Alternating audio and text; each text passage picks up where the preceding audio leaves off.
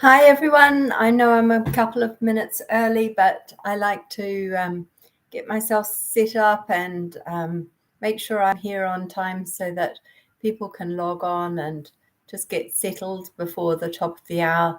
So if you're running a bit late, if you're just scooting in at the last minute, that's no problem at all. I wanted to just make sure that I had everything ready and sorted out my background and my camera and everything. So, excuse me, that's exactly what I'll do now. And also, while I'm here waiting for people to join, I'll just put a few connections up on the chat. So, firstly, to say that generally, if you just want to stay up to date with what I'm doing and upcoming events and things like that, you can join our WhatsApp group. And I'm just now plugging in the link to that. And so that's the first thing. The second thing is to say, if you're just generally interested to find out about me and see what else I offer, you can check out my website, and I'm just putting that on a link. And lastly, if you are interested in coming on a retreat here at the farm, we have an alpaca farm, and we offer retreats here. There's one coming up in August, and I am just putting those details up online as well. So welcome. I don't know wherever you are, however you are.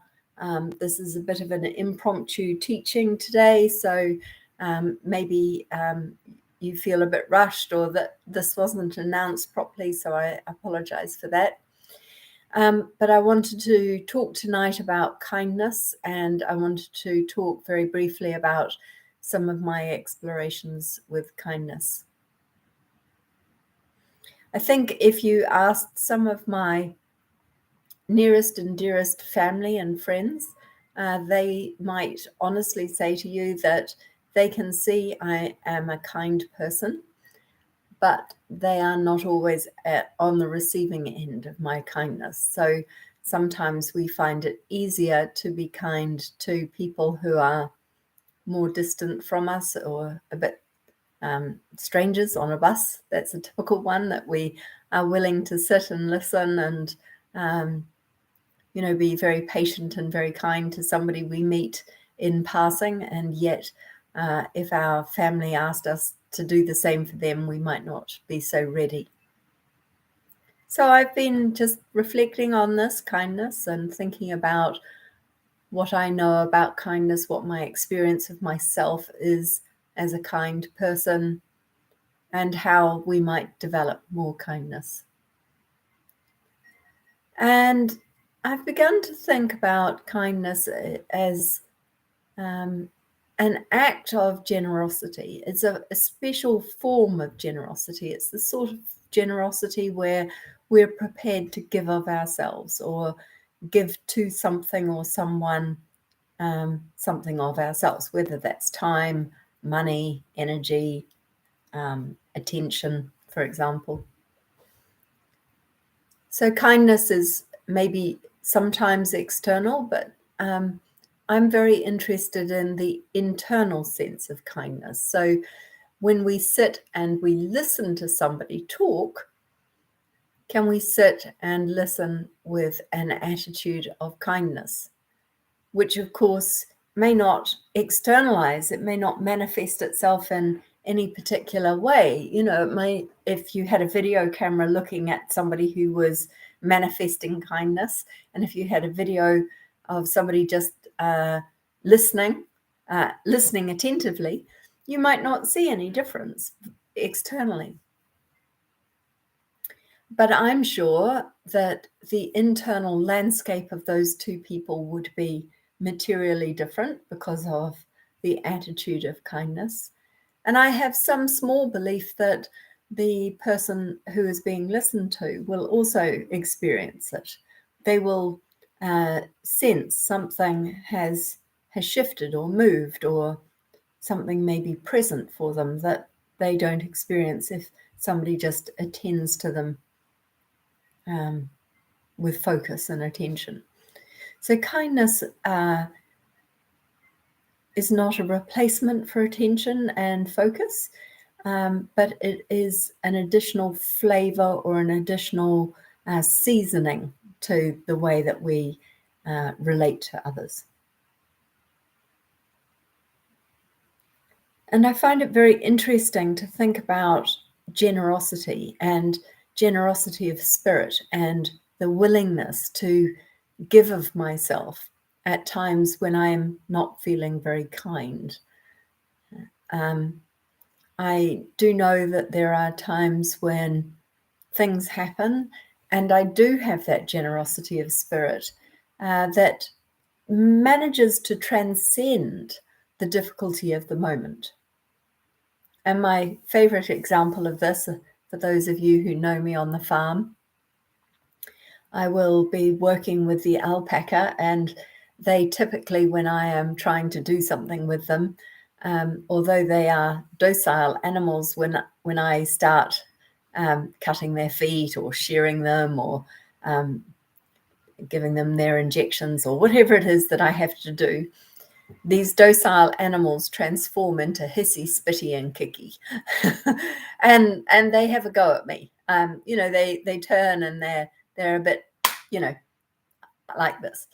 And people who work with me on the farm can often hear me sort of laughing as I'm being kicked, or laughing as I'm being spat at in the face, or laughing as they try and bite me, and I will spontaneously say to them, these animals, as if they can understand me, but something transmits, right? So I'll often say to them, doesn't matter what you do, I don't care what you do. I love you so much, nothing you can do will change that inalterable sense that I'm here and I'm your companion. And I often marvel at myself that I can do that. I really, in the face of a physical abuse from an animal, I'm able to maintain my composure and maintain that sense of warmth and compassion and love. And yet, if I'm in a supermarket, or if I'm in a traffic queue, or if I'm dealing with a grumpy client, I don't always have the same levels of equanimity. I find it difficult in the human realm to continue to have that sense of spaciousness and giving. So I am very aware that I have this capacity. It's there inside of me. I see it in myself, and I also know that it deserts me sometimes. It just poof, in a puff of smoke. And this is what's made me interested and helped me to turn my attention inward to what happens. And the first thing I notice is what I call contact. So contact is the moment that something arises, the moment that some experience becomes clear. It's an experience in consciousness, so I become aware of the experience.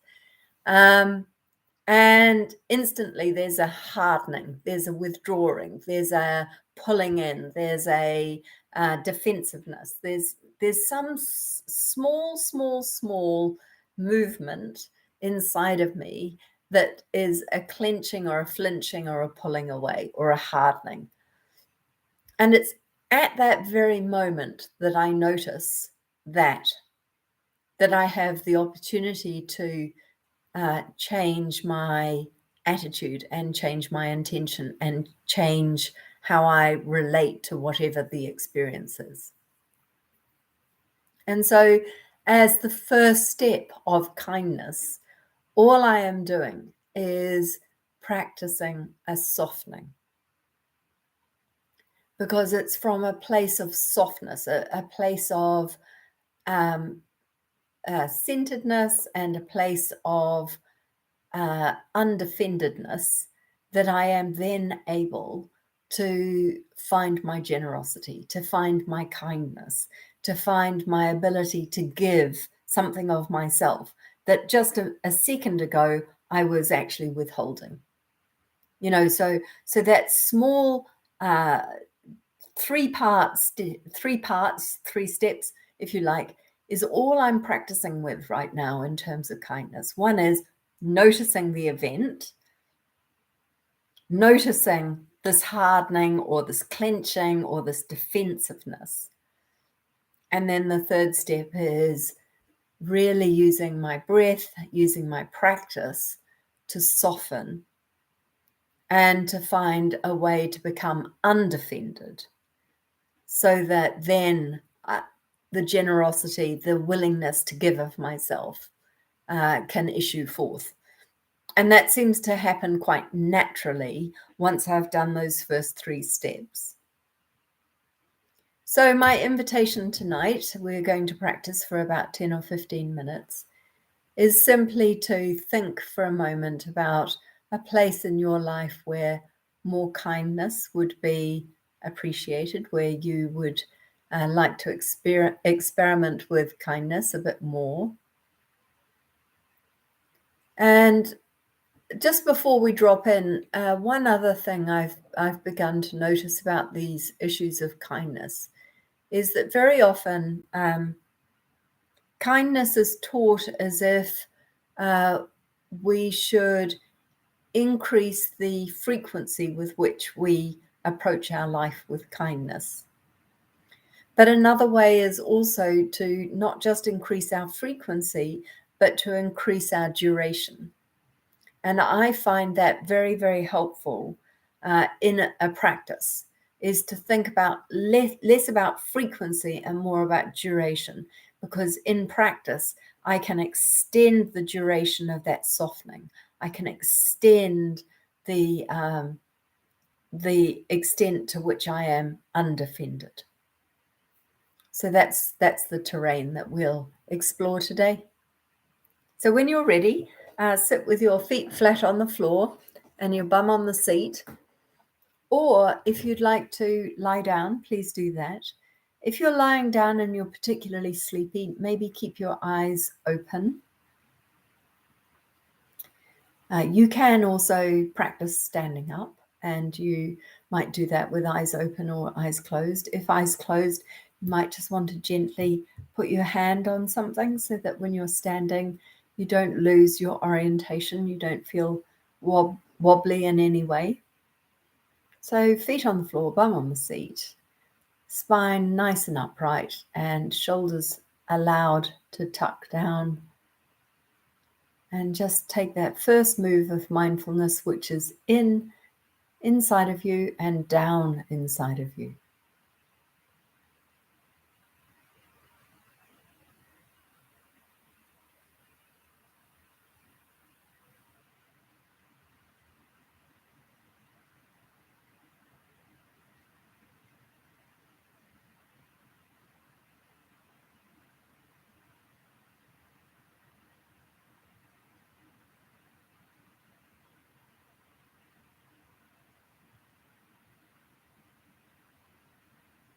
It's always really very helpful to start a practice with just a little bit of clearing.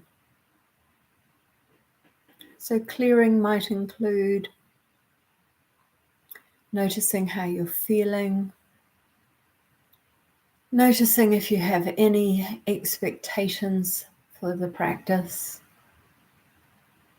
noticing the quality of your breath, noticing if your body is holding any tightness.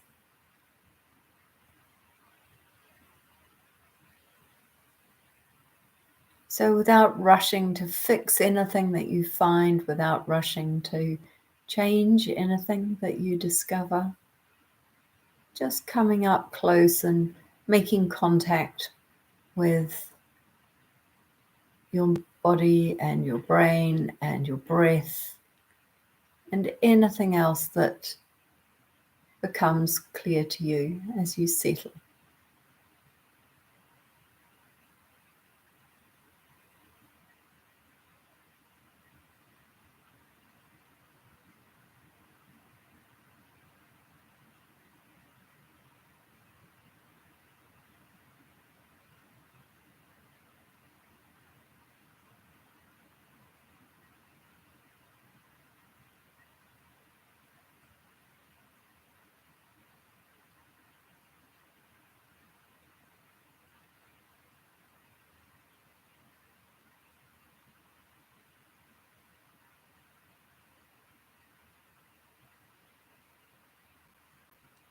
So begin to narrow the focus of your attention perhaps to the breath or to the belly.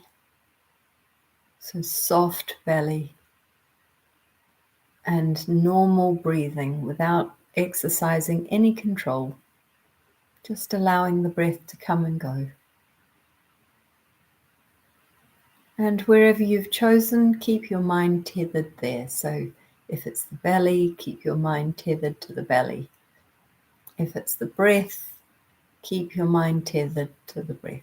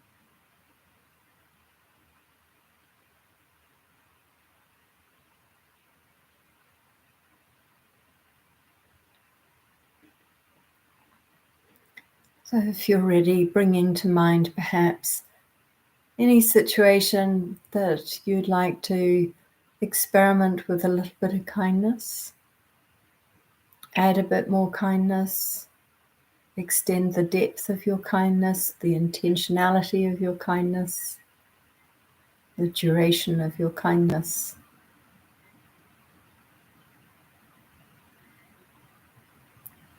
So just bring to mind the people, the person, the location, the events, whatever it is that is the location for this experiment. And as you become more conscious and more aware of this particular situation, notice the effect it has on your body. So notice if you are flinching. Notice if you are holding. Notice if you're withdrawing.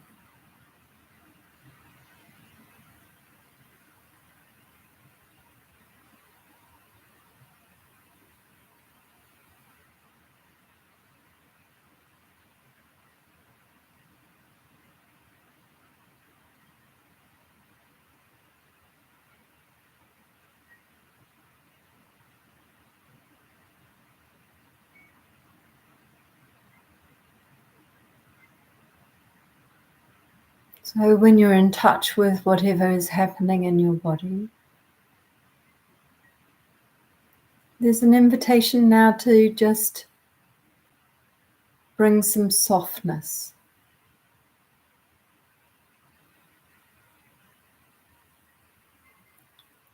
Think about becoming less defended. Think about maybe if undefended is too much, maybe just soften to the point of neutrality, where you're neither soft nor clenching.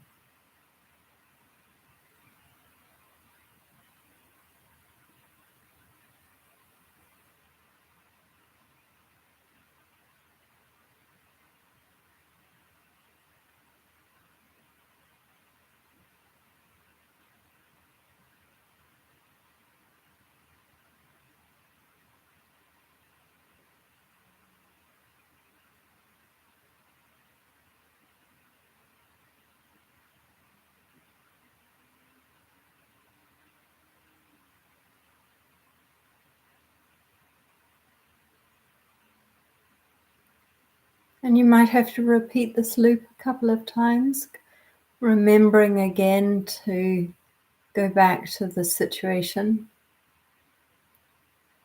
watching your consciousness absorb that information, and then watching your body and your mind have a reaction.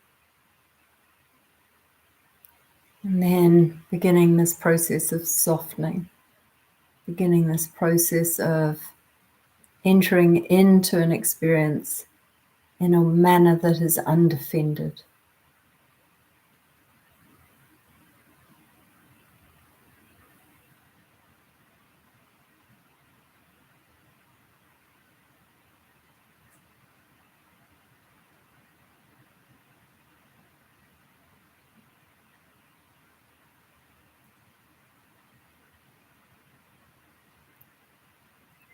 And depending on how you're feeling, depending on how you're reacting to this practice, from this place of softness now, the invitation is to extend outwards with a sense of kindness.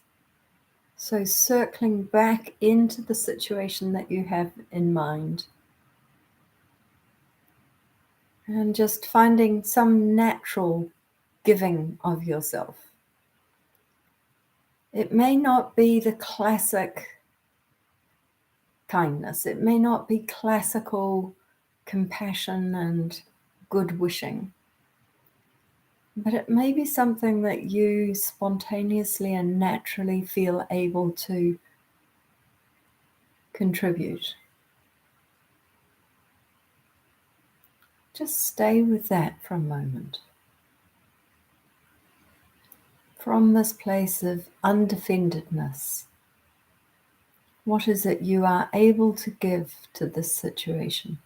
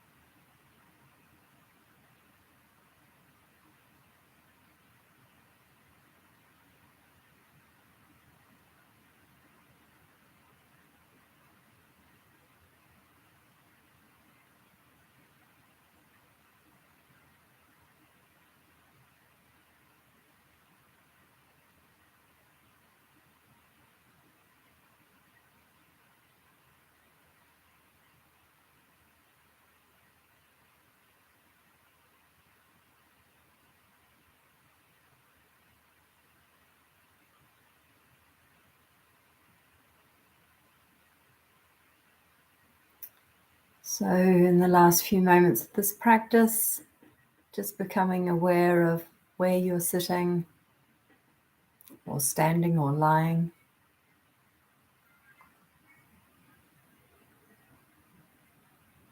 And notice the effect of that practice on your body and your mind, or what is often called the heart mind.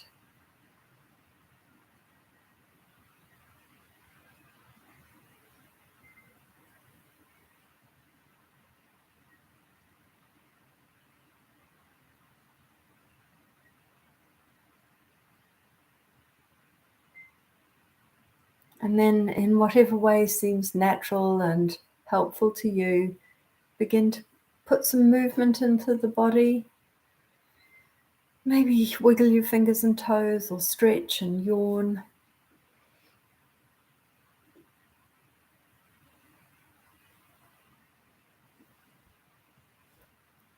And thank you so much for joining me for this practice and this exploration. I'm available for a chat. You can subscribe to my channel. You can find me on Facebook. I've given you my WhatsApp group. I've given you my website group and my book retreats link as well. So lots of ways to be in touch, and it would be fantastic to hear from you. Thank you so much for joining me. I hope you have a lovely evening or morning or whatever it is, wherever you are. And I'll do another one of these again at some point in the future. Thanks very much. Bye-bye.